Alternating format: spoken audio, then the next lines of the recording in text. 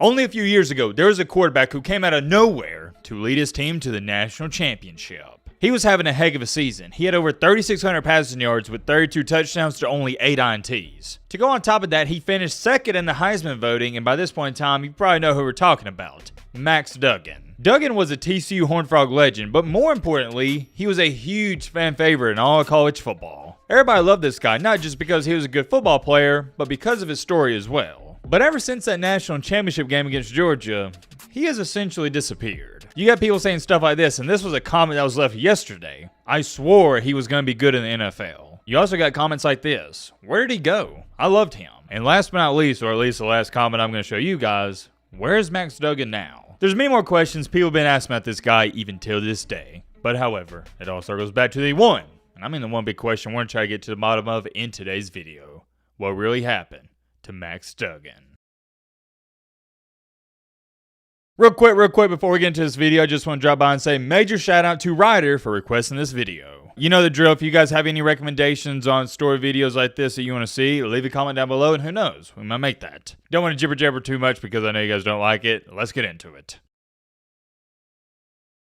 You already know, to get into Max Duggan's story, we gotta throw it all the way back to where things started. He grew up in Iowa, more specifically a city that goes by the name of Council Bluffs. When he was growing up, he did everything. He was a football player, baseball player, basketball player, and he also ran track. But obviously, as he got older, he took a better liking to football, and that's what he really pursued. And I think it is more than safe to say that he was a pretty dang good high school football player because he was named Iowa Gatorade High School Player of the Year in 2018. That is a very, and I mean a very prestigious honor. He wasn't undervalued either. When it was all said and done, he had a 94 overall scout grade and was regarded as a 4-star recruit. He was actually, as you can see right here, the #1 ranked player in the state of Iowa, and I think that's pretty cool. A lot of schools wanted him. Many people thought he was going to go to a school that was close to home, like Iowa, maybe Iowa State, Nebraska, teams like that, but nope. He decided to go to TCU. Surprisingly enough, as a true freshman, he wound up starting a few games for TCU. There's not too much to say outside of it was okay, TCU they struggled, but they did wind up upsetting Texas that year, and that was pretty cool. But all in all, as you can see right here, I'll show you the stats and numbers. I know you guys like want to do that. He completed 53% of his passes.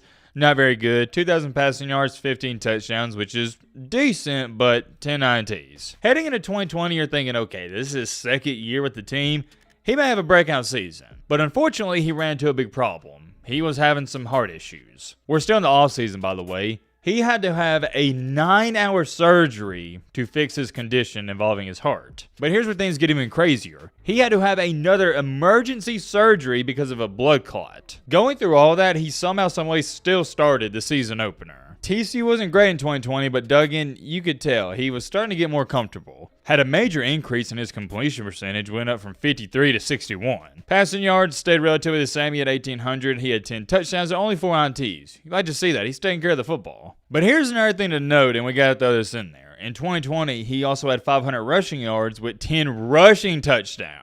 You see, you can't talk about Max Duggan and not bring up his legs because he utilized those a lot. Fast forward time into 2021, the fans and everybody involved with the program was thinking the same thing that we were thinking heading into 2020. All right, he's been here a while. This has got to be the breakout season for Max Duggan. But unfortunately, he faced some more obstacles. He was dealing with injuries all throughout that 2021 season. It was reported that he was even playing through a broken bone and torn tendons. With the injuries making his play worse, Duggan wound up getting benched for the backup quarterback, and this is where things get really interesting. Chandler Morris. Chandler Morris was extremely good for TCU when he was playing. In one of the games he played in against TCU that season, he had 461 passing yards. This is also around the time that TCU hired, guess who? Sonny Dykes. And while Sonny Dykes was there, he named Chandler Morris the starter heading into 2022. So what would have most fourth-year quarterbacks, veteran quarterbacks, done in that situation if they're named the backup quarterback?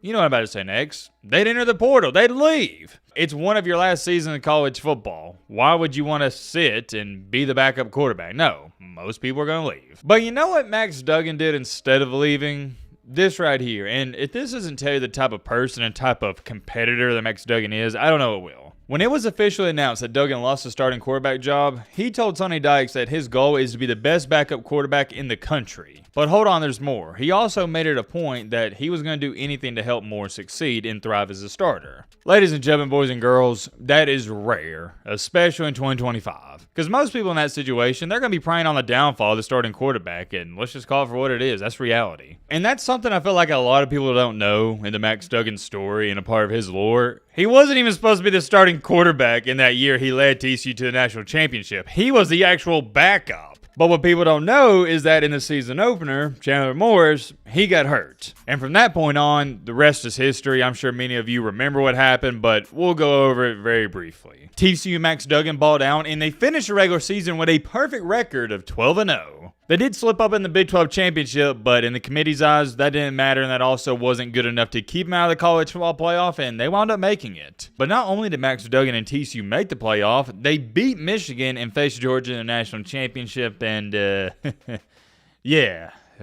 we know what happened in that game. You know your boy Matt doesn't sugarcoat anything. That was a straight-up evisceration of TCU. Georgia beat the crap out of them.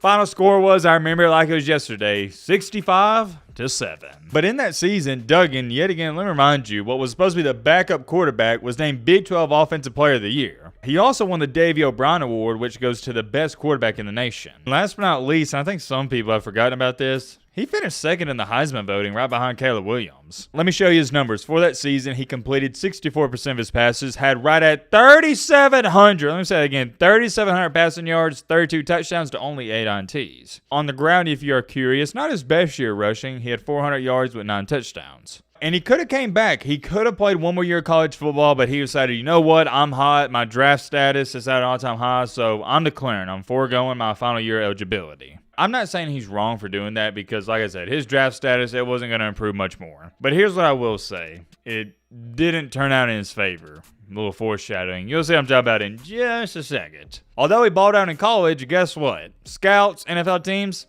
they don't care about that. It doesn't amount to a hill of beans to them. And the crazy part about all this is he almost went undrafted. He didn't get selected until the very last round, the 7th round with the 239th overall pick by the Chargers. When you are selected anywhere from the 5th round on, you're already behind the 8 ball. Combine that with Duggan, he wasn't performing too well in practice. The Chargers, they had no incentive to keep him. So what'd they do? They waived him before the season even started in August of 2023. I want you to think about that. He got selected in the 2023 NFL Draft and got waived before the season even started. So what he wound up doing is he signed to the practice squad and he stayed there for a while. Eventually in December, he did get activated to the main roster, but that was only due to Justin Herbert having an injury. And in the same month of December, this is when he was waived and signed back to, guess where? The practice squad. And this happened multiple different times. He kept getting activated, sent back down, activated, sent back down. Until finally the Chargers said, you know what, we're officially done with this guy, and they wound up releasing him. I already know that a lot of people were saying it is a fair argument. Well, it really doesn't seem like old Max Duggan here got a fair shot, and he didn't. But here's what I want y'all to understand and realize. Most people, when it comes to the NFL draft or NBA or wherever, professional sports, baseball, they don't get a fair shot. That's the business. It is what it is. You can't do anything about it. But you really hurt yourself when you get selected. I know you're not controlling it, but when you get drafted in those late rounds, teams, they just don't care about you. You really have to go out there and prove that you are worthy on being on the team if you get selected past the 5th round. Max Duggan didn't do that, so he wound up getting released by the Chargers. It's not all bad, though. Here's the newest updates on him. Only a couple months ago, in late December 2024, he signed with the St. Louis Battlehawks out of the UFL. And that is where he is currently at, and it looks like that's going to be his next opportunity and shot. Here's what his new head coach had to say about him, and I quote, and this was referring to the NFL not working out for him. Guys take that different. Guys in the UFL say, I should be in the league, or I got screwed. Max isn't that guy. He's young, he's hungry, he wants to learn. We found a guy with a lot of potential. There's something there, he needs the reps to show it. Here's what Max Duggan had to say about him still pursuing his dream of playing football. It comes down to, do you have interest from an NFL or UFL team, or do you get started with the next chapter? It's trying to find your purpose and how you can have an impact on others. That's what I'm trying to figure out. Here's what Duggan had to say about his very short stint with the Chargers. It was a good place to learn about understanding your role and how to be the best teammate you can be. You gain a lot of football knowledge and just how to be a part of an organization. I did go to his Instagram, and weirdly enough, he hasn't posted since his days back at TCU.